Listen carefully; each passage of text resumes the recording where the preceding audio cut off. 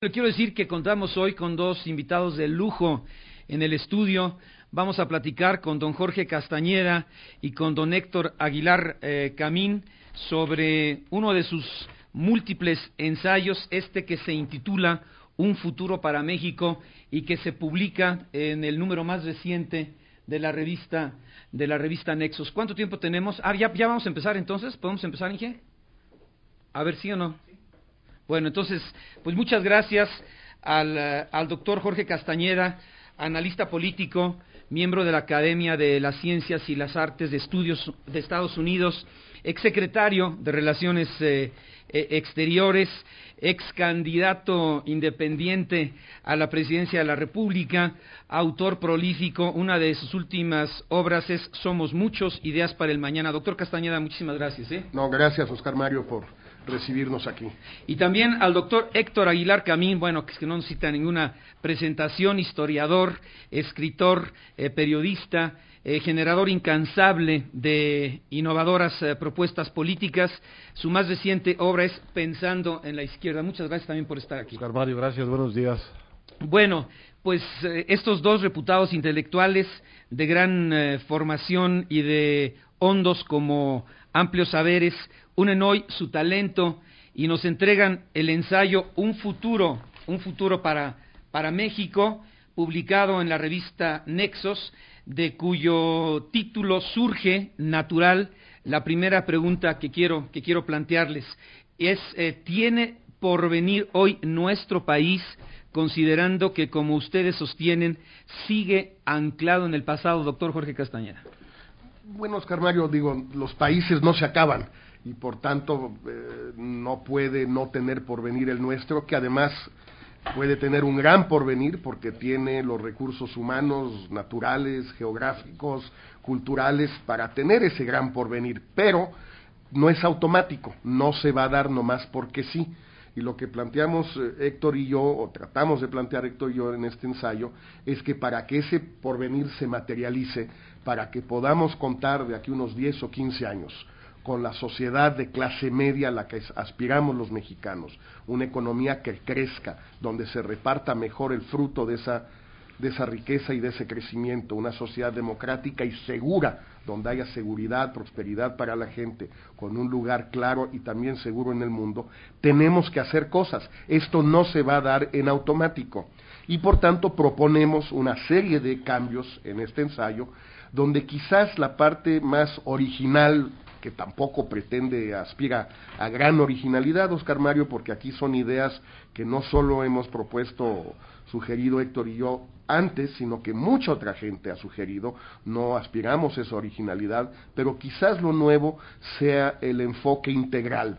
Lo que estamos tratando de explicar en este ensayo, Oscar Mario, es que si no va todo junto, si no juntamos la parte antipoderes fácticos con la parte política, con la parte social, con la parte educativa, con la parte de seguridad, si seguimos trabajando de manera aislada, rebanando la realidad nacional en especies de rebanadas de jamón o de salami o lo que tú quieras, taco por taco, tratando así de construirlo, no vamos a lograrlo.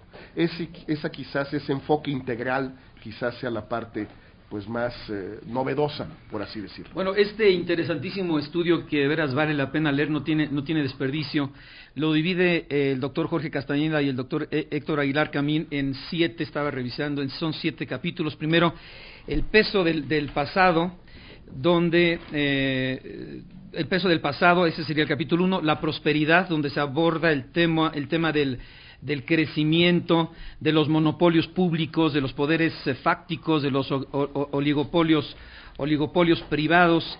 El tercer capítulo se intitula Nuestro lugar en el mundo. Después, hablan también de lo que ha significado el libre comercio, el Tratado de Libre Comercio de América del Norte, lo que falta, lo que se hizo, lo que no se hizo. El capítulo 4, Proteger a la sociedad. Allí abordan lo que es equidad y fiscalidad. Lo estoy hojeando, por eso voy un poco despacio. Después viene lo que es el bienestar, y el capítulo número 5 se refiere al tema de la educación. El tema número 6, muy interesante, a la democracia, y el capítulo número 7, que es el último, hacia el 2012. Bueno, al principio de este gran trabajo sugerente y a la vez diría yo provocador, ustedes afirman que México ha perdido el paso. Don Héctor Aguilar Camín, ¿cuándo lo tomó? ¿En qué época acompasó su dinamismo? ¿Siempre vivió en un pasado nostálgico? ¿Siempre se ha debatido en el conflicto? Bueno, lo que nosotros decimos es que México tuvo, digamos, en el siglo XX una solución, una narrativa que lo ordenaba y lo cohesionaba, ¿no? Incluso justificaba las aberraciones que sucedían aquí, y que es la narrativa de la Revolución Mexicana, ¿no? Fue esa épica que de algún modo lo cubrió todo y que sigue vigente en buena parte de la cultura, diríamos mayoritaria de la cultura política mexicana. Ese cuento, digamos, ese relato de la Revolución Mexicana que iba a producir interminablemente justicia y democracia a base de un Estado que era un Estado muy presente, muy de amplias propiedades y amplios recursos, y un presidencialismo bastante incontrolado, termina, digamos, en las crisis de los años 70, con las crisis de finanzas públicas que dan por terminado el arreglo institucional que había en el país, y entonces hay en los años 80 un intento de nueva narrativa, que es el intento que empieza con el gobierno de Miguel de la Madrid y sigue con el gobierno de Salinas, de una modernización de México. Bueno, esa modernización, esa narrativa fue muy convincente, realmente cubrió también muchas de las expectativas del país, y terminó dramáticamente en la crisis del 94 y el 95. Y entonces ahí nos quedamos pues con la narrativa de la democracia, y la democracia fue, digamos, como el actor que condensó nuestras esperanzas. Bueno, 10 años después de la alternanza democrática, pues estamos, Oscar Mario, un poco en el desencanto de la democracia. Ya esta diva, esta obra ya mostró sus mejores trucos, ya mostró sus mejores dos de pecho, y realmente estamos ahora en la necesidad, y ese es un poco el planteamiento fundamental de este ensayo que hemos hecho Jorge y yo, recogiendo, por cierto, la preocupación de muchísima más gente en el mismo sentido. Necesitamos una nueva narrativa para nuestro futuro, una narrativa cuyo eje no puede ser sino el bienestar mayoritario, colectivo de la población de México, y por eso hablamos de la construcción de una sociedad de clase media, y esta construcción del bienestar colectivo a que aspiramos requiere cambios serios que atentan contra la mayor parte de los clichés, de las convicciones que hemos heredado de ese pasado. Hay que cambiar muchas cosas que son muy desafiantes, que la gente no está acostumbrada a pensar o que piensa como sacrilegios, y que son un poco los planteamientos que hemos hecho en este ensayo. Ahora,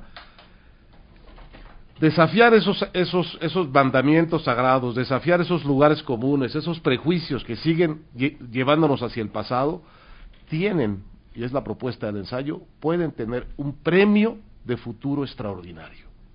Si nosotros hacemos las cosas correctas que tenemos que hacer, nuestro país no solo tiene un futuro, sino puede tener un futuro extraordinario. Si lográramos pasar del ingreso per cápita actual de México a un ingreso per cápita de país desarrollado, México podría ser un país equivalente, vamos a decir, a la suma de Francia y España. Para ustedes, México es un gigante dormido. A lo largo de este sueño de pesadillas y maravillas, como ha sido la historia de México, les voy a preguntar ahorita, para responder después de la pausa, ¿cuál debiera ser su agenda para el corto, mediano y largo plazo, y qué lo haría despertar? Pero la pregunta la repetimos después de 4 minutos.